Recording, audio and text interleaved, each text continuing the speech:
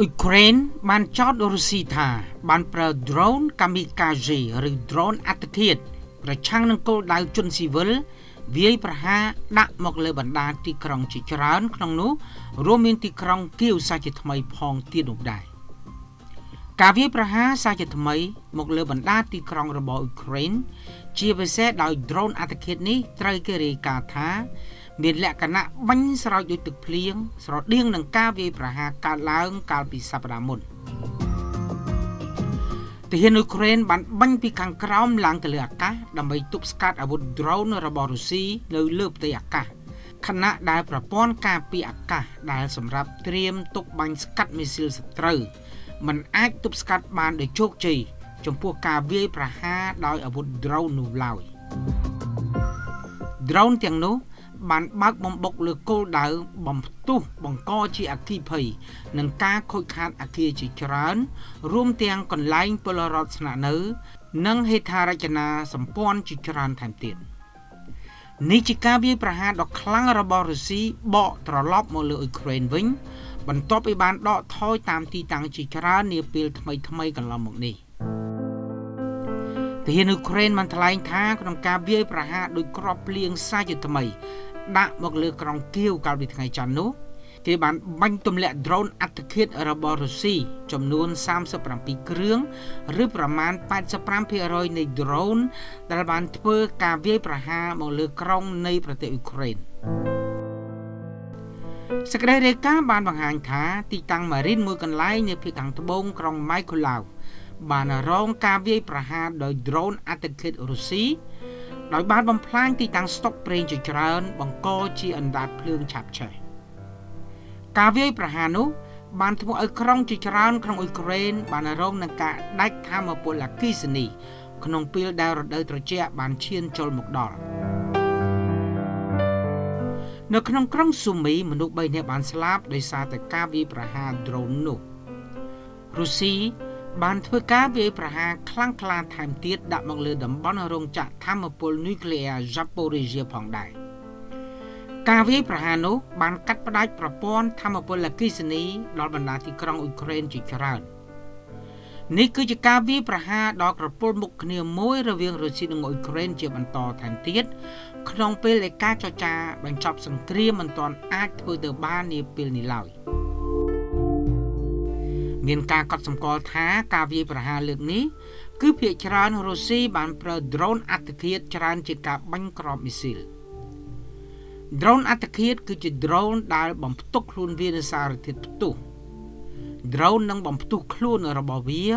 នៅពេលដែលបុកឬប៉ះទង្គិចនឹងអ្វីមួយដែលជាគោលដៅនៃការវាយប្រហារ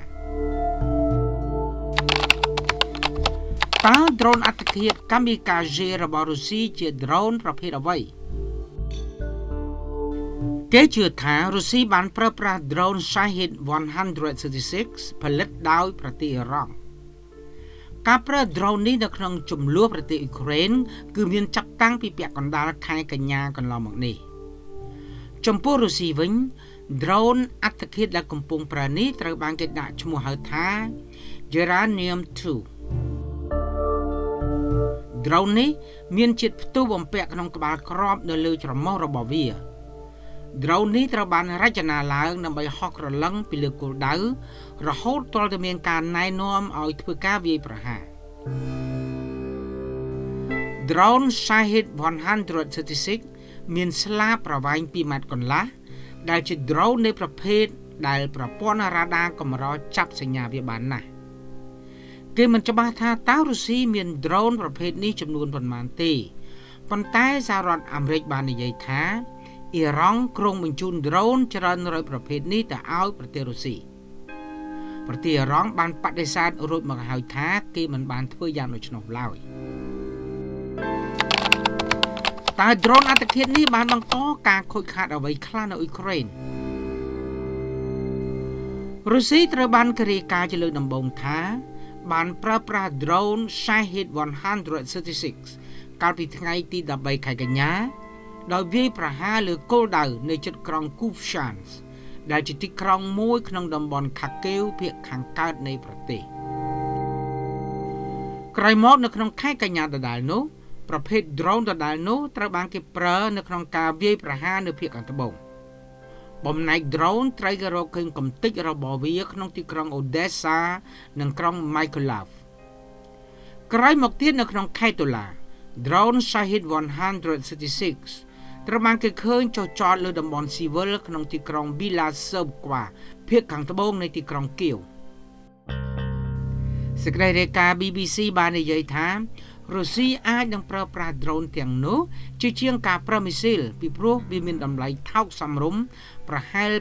$20,000នៃតម្លៃ drone អត្តឃាតនីមួយៗតើអ៊ុយក្រែនព្យាយាមអាចទប់ទល់នឹងអាវុធ drone បែបនេះដោយរបៀបណា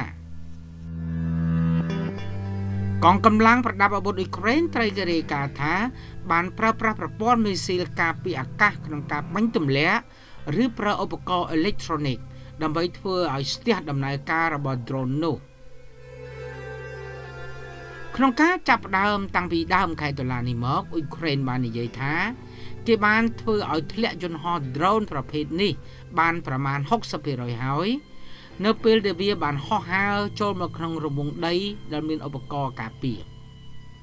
អ៊ុយក្រែនបានថ្លែងថា drone ប្រភេទនេះមានការពិបាកក្នុងការបាញ់ទម្លាក់ណាស់មន្ត្រីជំនាញផ្នែកយោធាលោក Justin Cramp លោកបានប្រាប់ BBC ថា drone ប្រភេទនេះហោះហើរទាបហើយគេអាចដឹងវាធ្វើសកម្មភាពក្នុងរលកសំឡេង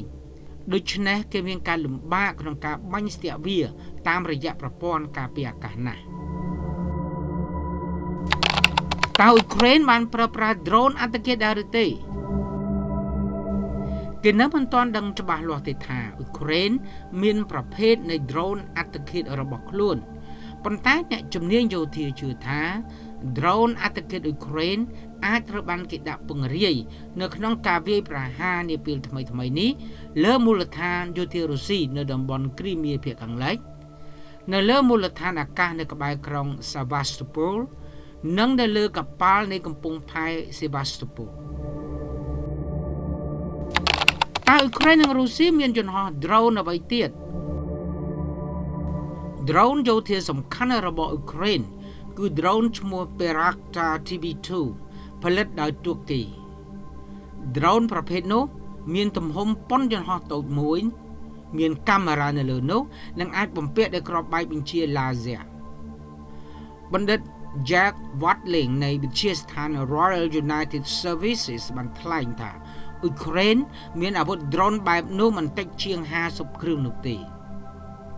សហរដ្ឋអាមេរិកបាននិយាយថាគេក៏បានបញ្ជូន drone Switchblade ចំនួន700គ្រឿងផ្ដល់ទៅឲ្យអ៊ុយក្រែនផងដែរដែលជាប្រភេទ drone អត្តឃាត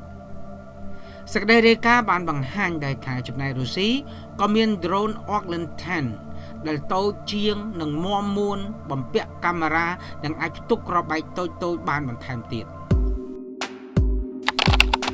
តែ drone ទាំងនោះត្រូវបានផ្នែកយោធាប្រើប្រាស់យ៉ាងដូចម្តេចសម្រាប់ភាគីទាំងពីរទាំងរុស្ស៊ីនិងអ៊ុយក្រែន drone មានប្រសិទ្ធភាពនៅក្នុងការអាចដឹងនៅទីតាំងសត្រូវនិងជួយដល់ទិសដៅនាំការបាញ់កាំភ្លើងធំសម្ដៅកំទេចទីតាំងរបស់សត្រូវបណ្ឌិត Jack Watling បាននិយាយថារុស្ស៊ីអាចតម្រង់អាវុធរបស់គេក្នុងរយៈពេលពី3ទៅ5នាទីតែប៉ុណ្ណោះទៅលើគោលដៅរបស់សត្រូវបន្ទាប់ពី drone Orlan 10រកឃើញនៅទីតាំងទាំងនោះហើយចំណែកការវាយប្រហារនឹងអាចចំណាយពេលពី20ទៅ30នាទីដើម្បីអនុវត្តសង្គ្រាមក្នុងប្រទេសអ៊ុយក្រែនបានឈានចូលដល់ថ្ងៃទី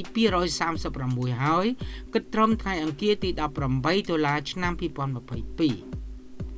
រុស្ស៊ីដែលបានកាត់យកទឹកដី4កន្លែងពីភាគខាងកើតនិងខាងត្បូងអ៊ុយក្រែនបានបន្តការវាយប្រហារខ្លាំងក្លាទៅវិញដាក់លើកម្លាំងអ៊ុយក្រែនដែលបដិញ្ញាដណ្ដើមយកទឹកដីទាំងអស់ដែលរុស្ស៊ីបានគ្រប់គ្រងនោះមកវិញរុស្ស៊ីវេលាចុងក្រោយនេះបានប្រើអាវុធ drone អត្តឃាតច្រើនជាងការបាញ់គ្រាប់មីស៊ីលហើយអាវុធ drone នោះត្រូវគេឃើញថាកំពុងតែមានប្រសិទ្ធភាពប៉ុន្តែគេមិនដឹងថាតើអាវុធ drone នោះនឹងអាចដោះស្រាយបញ្ហាបញ្ចប់សង្គ្រាមដែរឬយ៉ាងណានោះទេ